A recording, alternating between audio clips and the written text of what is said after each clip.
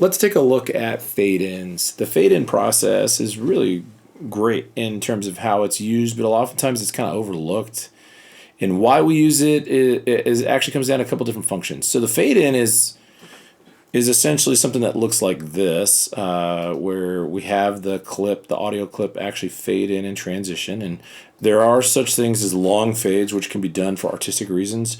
But most of the time, when we actually look at a full-blown session, we oftentimes actually have to have fade ins and out across everything. And so, like every clip transition that comes in and every clip transition that goes out needs some sort of fade in order to adequately get us from nothing or zero, the silence, into the transition of the clip so that we have an effective transition that doesn't click or pop. And a lot of times when we're combing over sessions, especially when they get huge, when they get to be 50 plus, maybe even 200 tracks, it's a lot of content and there's a lot of clips going on in each lane. And so we need to make sure that we adequately fade them in so they can transition correctly.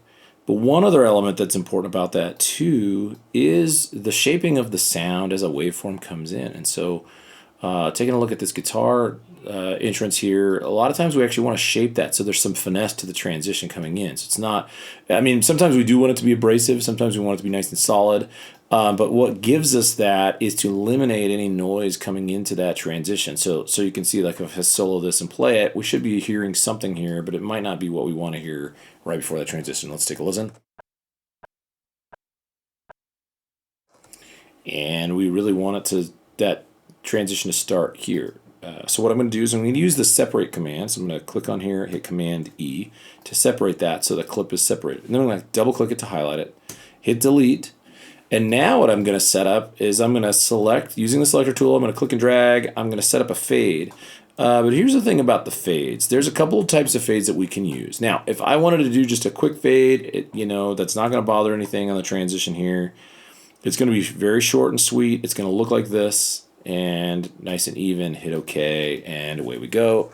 But if I want to give it any sort of artistry on that fade in, or even just more like feel on that fade in, I oftentimes want a longer fade, and I may elect to pull it down so that it starts to slowly and gradually move faster towards that in.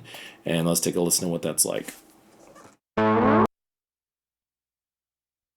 I find that oftentimes that's kind of how I like to fade some things as they transition in, so they have nice finesse coming in.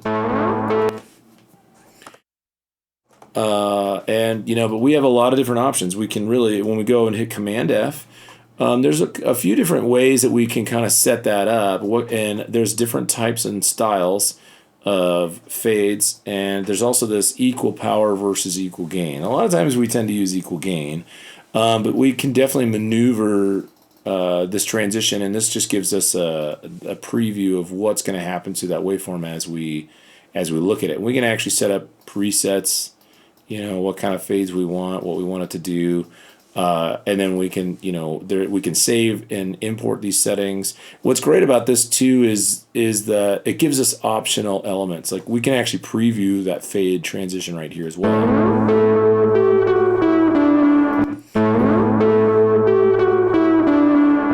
Without ever having to step outside of the fade dialog box. But oftentimes, I find probably more often than not, I'm either in this shape or maybe slightly like this. And it really comes down to how long we want that fade. So if we really wanted to stretch or span that out, we could really get so much more transition time, but it might not fit the content of what's happening.